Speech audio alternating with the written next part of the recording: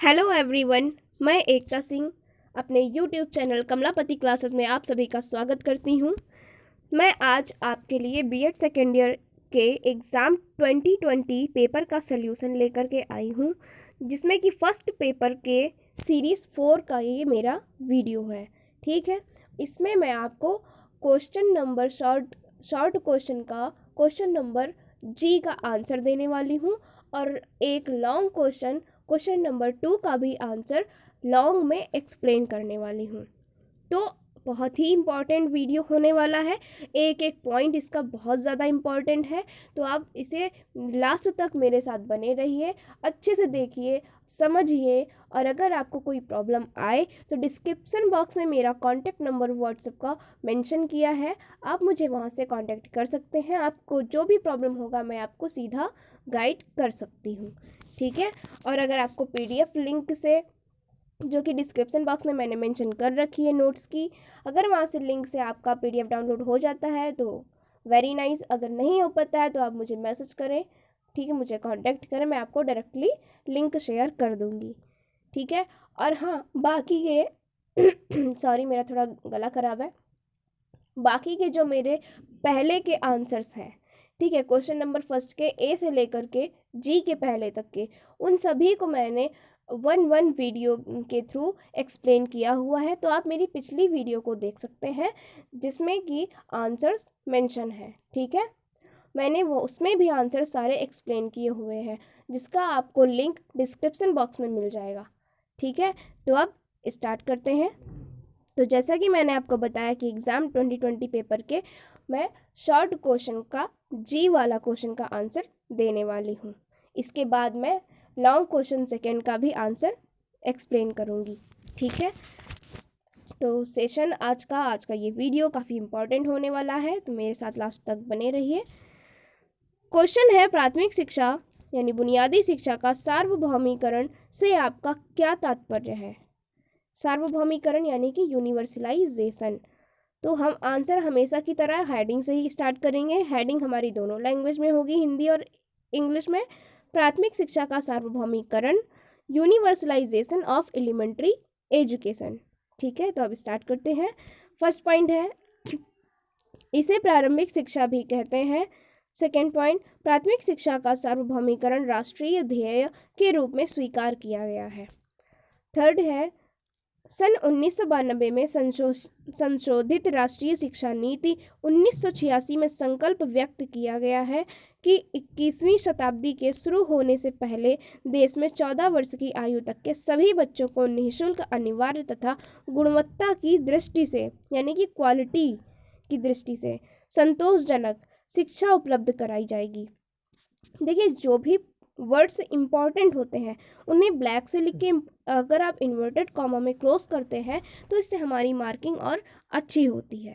ठीक है, next point है, नवीं पंचवर्षीय योजना में सबके लिए प्रारंभिक शिक्षा के लक्ष्य के बारे में 2 मानदंड निर्धारित किए गए हैं जो निम्नलिखित हैं। पहला, सार्वभौम पहुंच यानी कि यूनिवर्सल अप्रोच। सेकंड है सार्वभौम नामांकन यानी कि यूनिवर्सल एनरोलमेंट।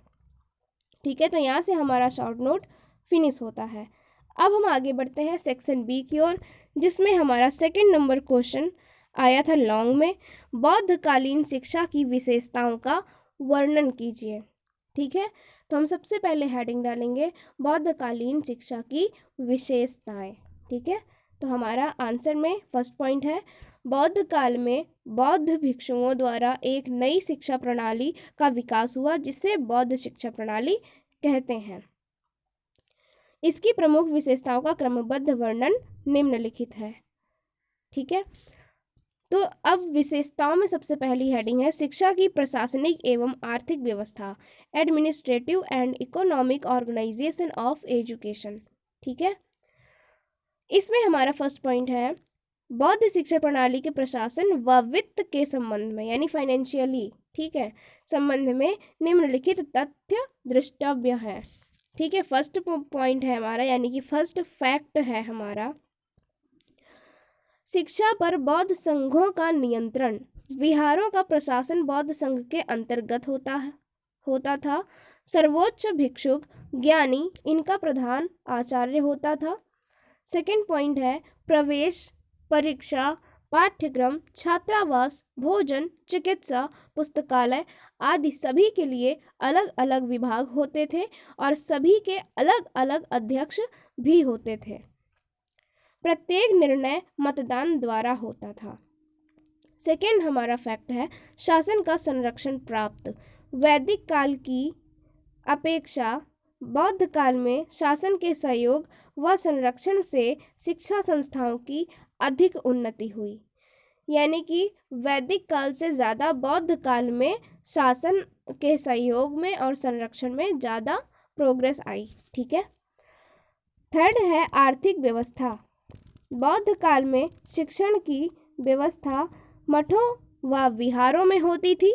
विहारों के संचालन का व्ययभार यानी कि खर्चे का मतलब उसके संभालना, ये व्यय भार का मतलब होता है खर्चों को संभालना। ठीक है। उसके संस्थापकों व अनुयायियों द्वारा वहन किया जाता था। नेक्स्ट पॉइंट है विहारों को दान में इतनी स्थायी संपत्ति दे दी जाती थी कि इसकी आय से विहार का व्यय सुविधापूर्वक चल सकता था। फोर्थ पॉइंट है प्राथमिक शिक्षा निःशुल्क तथा उच्च शिक्षा सशुल्क। निःशुल्क का मतलब जहाँ फीस ना पड़े, सशुल्क का मतलब जहाँ फीस पड़ती है। ठीक है। तो यानी कि हेडिंग से ही पता चल रहा है कि प्राथमिक शिक्षा में उस टाइम निःशुल्क थी, उसमें कोई फीस नहीं पड़ती थी, और जो उच्च शिक्षा थी, हायर एजुकेशन था, और उसमें कोई ना कोई शुल्क लिया जाता था।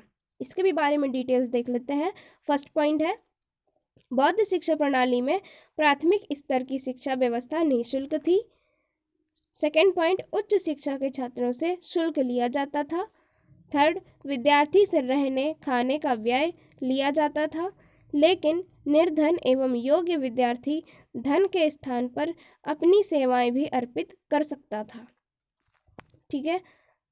समझ में आ ही गया होगा, ज़्यादा एक्सप्लेन करने की नीड नहीं है क्योंकि मैंने इजी लैंग्वेज का यूज़ किया है। काफ़ी इजीली आपको समझ में आ सकते हैं। सारे ही पॉइंट्स इंपॉर्टेंट हैं जितने भी मैंने इसमें दिए हैं। ठीक है। शिक्षा की संरचना व संगठन, organisation and structure of education. बौद्ध शिक्षा प्रणाली में शिक्षा को 3 स्तरों में बांटा गया है।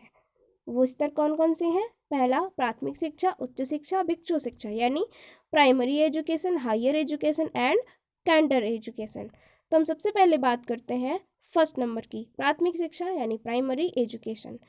प्राथमिक शिक्षा आरंभ करने की आयु 6 वर्ष थी। यानी कि जो प्राइमरी एजुकेशन थी उसमें वही बच्चा एडमिशन ले सकता था जिसकी एज 6 साल की हो। वह शिक्षण अवधि भी 6 वर्ष थी, जिसकी व्यवस्था बौद्ध मठों एवं विहारों में की जाती थी। यह शिक्षा 12 वर्ष की आयु तक चलती थी। सेकंड उच्च शिक्षा, हायर एजुकेशन। प्राथमिक शिक्षा पूरी करने के बाद उच्च शिक्षा में प्रवेश के लिए परीक्षा होती थी और योग्य छात्रों को उच्च शिक्षा में प्रवेश दिया जाता था। सेकंड पॉइंट, यह शिक्षा सामान्यतः 12 वर्ष की आयु से आरंभ होकर 20 से 25 वर्ष तक चलती थी। इनसे कुछ शुल्क भी लिया जाता था। फिर है थर्ड पॉइंट, भिक्षु शिक्षा यानी कैंटर एजुकेशन। उच्च शिक्षा प्राप्त करने के बाद जो छात्र बौद्ध धर्म के प्रचार व प्रसार कार्य में लगना चाहते थे उन्हें उपसंपदा संस्कार के बाद भिक्षु शिक्षा में प्रवेश दिया जाता था। यह शिक्षा सामान्यतः 8 वर्ष की अवधि की थी। नेक्स्ट पॉइंट है शिक्षा प्रारंभ करने की आयु। प्राथमिक शिक्षा के लिए 8 वर्ष व उच्च शिक्षा है तो 20 वर्ष प्रवेश की आयु थी। ठीक है। नेक्स्ट पॉइंट है बौद्ध शिक्षा के 3 वचन, शरणत्रय एवं नियम, पपज्जा संस्कार। ठीक है। पपज्जा संस्कार पर ये काफ़ी इम्पॉर्टेंट इस जगह पॉइंट है क्योंकि इस पर काफ़ी शॉर्ट नोट वगैरह क्वेश्चंस आते हैं। ठीक है। तो आप इसे ज़रूर ध्यान से देख सकते हैं, समझ सकते हैं। शिष्य के शिक्षा के लिए घर से निकलने के समय उसका शिक्षक भिक्षु पपज्जा संस्कार करते थे। इस संस्कार के दौरान शिक्षक शिष्य से निम्नलिखित 3 वचन उच्चारित करने का आदेश देता था।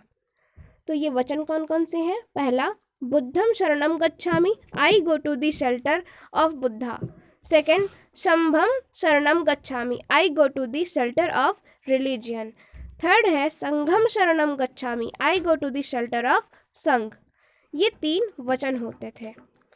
फिर है नेक्स्ट हमारा पॉइंट अध्ययन के विषय, कि उस टाइम स्टडी में कौन कौन से सब्जेक्ट्स होते थे। Doctor A.S. अल्तेकर के अनुसार अध्ययन विषय ना तो पूरी तरह धार्मिक ना पूरी तरह लौकिक होता था। ठीक है, तो इसमें कौन कौन से सब्जेक्ट होते थे, जैसे कि धर्म, दर्शन, तर्कशास्त्र, संस्कृत, न्यायशास्त्र, चिकित्सा शास्त्र आदि। ठीक है, ये सब्जेक्ट्स होते थे। नेक्स्ट पॉइंट है शिक्षण विधियाँ, टीचिंग मेथड्स बौद्ध काल में कौन कौन सी यूज़ की जाती थी। ठीक है, इस हेडिंग में ये हमने देखा है। बौद्ध काल के शिक्षा में निम्नलिखित शिक्षण विधियों का प्रयोग किया जाता था। व्याख्या विधि, एक्सप्लेनेशन मेथड, अनुकरण विधि, इमिटेशन मेथड, प्रश्नोत्तर विधि, क्वेश्चन आंसर मेथड, वाद विवाद व तर्क विधियाँ, डिबेट्स, भ्रमण विधि, टूर मेथड, सम्मेलन व शास्त्रार्थ विधि, कॉन्फ्रेंस एंड शास्त्रार्थ मेथड, प्रदर्शन व अभ्यास विधि, डेमोन्स्ट्रेशन एंड एक्सरसाइज मेथड, स्वाध्याय विधि, सेल्फ स्टडी मेथड, व्याख्यान विधि, लेक्चर मेथड, छात्र जीवन संबंधी नियम, रूल्स कवरिंग स्टूडेंट्स लाइफ। इतने टाइप के टीचिंग मेथड उस टाइम पे बौद्ध काल में होते थे।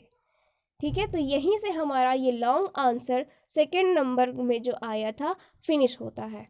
और इसी के साथ आज के लिए बस इतना ही।